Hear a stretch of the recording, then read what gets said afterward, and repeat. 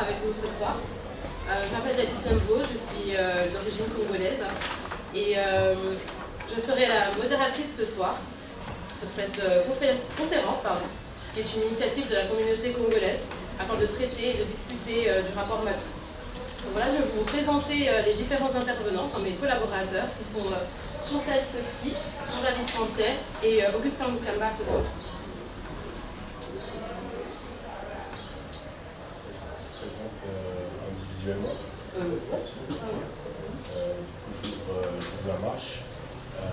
Bon, moi, je ne peux pas faire des longues présentations formelles, donc je vais être très simple.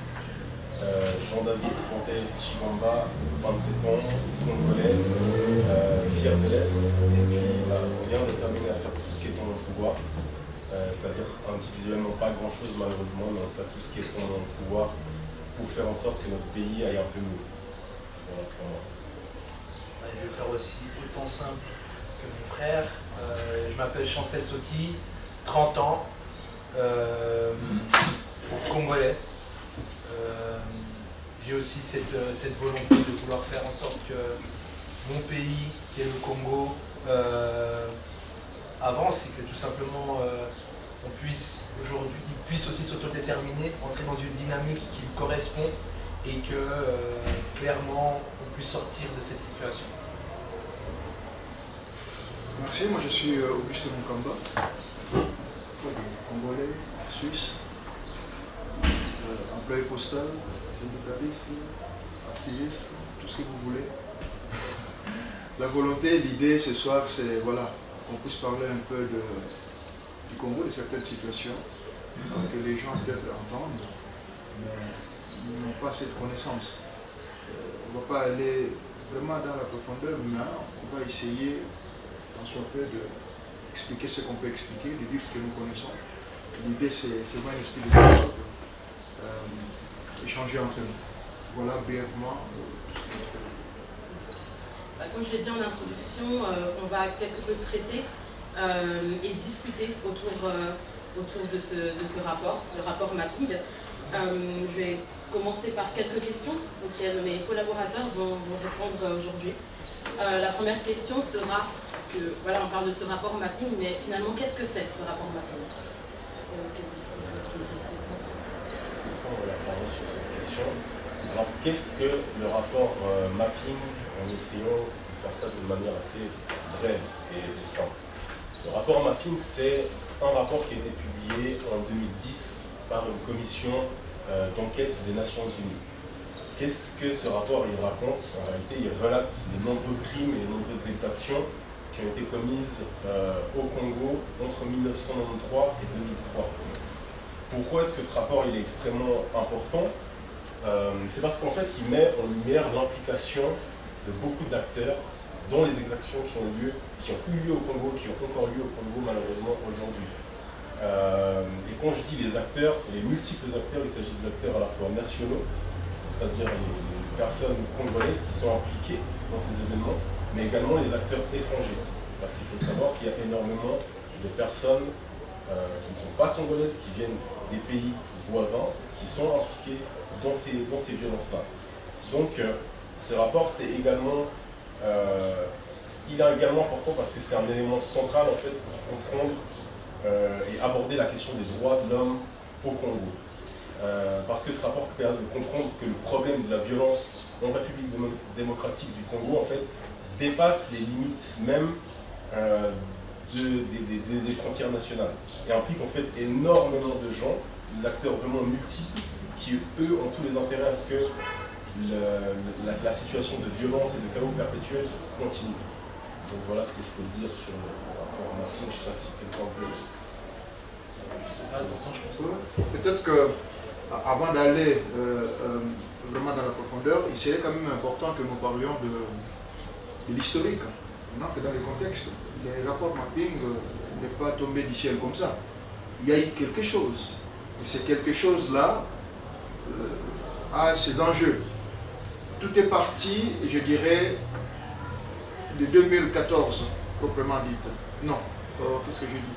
Oui, 2014, proprement dite. C'est à la mort du président Habyarimana, du président rwandais. C'est 1994. On est déjà dans les 2000, excusez-moi. Bon, on vieillit, c'est pas grave. Voilà. C'est pour comprendre que il y a dans chaque pays, surtout pour nous qui venons des pays d'Afrique, on est encore en exercice de la démocratie. Donc il faut reconnaître que il y a quand même, nous avons encore quand même nos tensions internes dans nos pays. Et ces groupes-là de ces pays-là, que ce soit les Congo aujourd'hui, l'ex-Zaïre, que ce soit les Rwanda, les Burundi, l'Ouganda, ils avaient aussi leurs problèmes internes, politiques. Et il y a un adage congolais qui dit qu'un chef ne peut bien dormir sur ses oreillers que s'il est en bon terme avec ses voisins. Donc, vous verrez que tous ceux-là qui ont pris le pouvoir après les mouvements d'indépendance, ils ont été éliminés et remplacés par une génération. Et cette génération-là, ils ont fait leur bloc. C'est la série, l'époque Mobutu au Zaïre, Habyarimana au Rwanda, Tariama, Cyprien je crois, au Burundi, tous ces groupes-là.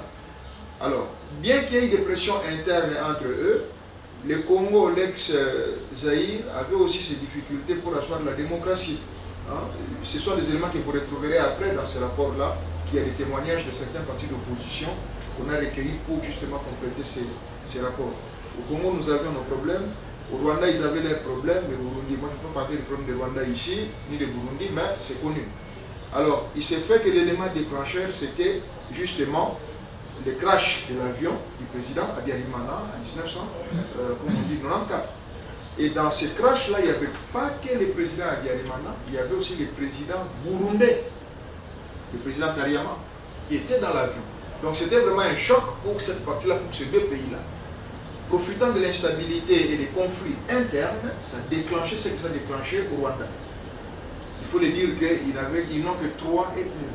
Malheureusement, les choses se sont tournées autrement. L'ethnie minoritaire qui menait l'opposition, voilà, il y a beaucoup de choses qui se sont dites. Finalement, ça donnait une guerre interne. Mais aussi, on ne peut pas laisser... les Zaïre étaient signataires de la Convention des Nations Unies, hein, c'est-à-dire qu'on était appelé à quelque part à accepter les réfugiés. Donc, on ne pouvait pas fermer nos frontières devant cette situation. Et surtout qu'il y avait beaucoup d'enjeux. Ce qui fait que beaucoup de Rwandais qui étaient dans les pouvoirs déchus, après ce combat, certains se sont retrouvés directement au Congo, vers la partie Est. Et cette opération était appuyée par les Français plutôt, c'est l'opération turquoise, qui a fait que les militaires français ont fait sortir certains Rwandais pour venir les installer au Congo comme réfugiés. Malheureusement, l'opération n'a pas été bien encadrée. C'est-à-dire qu'ils se sont retrouvés le long des frontières. Maintenant, le nouveau pouvoir arrive au Rwanda. Ils ont besoin de sécuriser aussi leur pouvoir, ça c'est clair. Or, Mobutu encore au Zaïre, ils se sentaient eux en insécurité. Donc, ils se sont organisés de sorte à appuyer les opposants de Mobutu pour renverser Mobutu, dans l'espoir, eux, de trouver sécurité pour la frontière.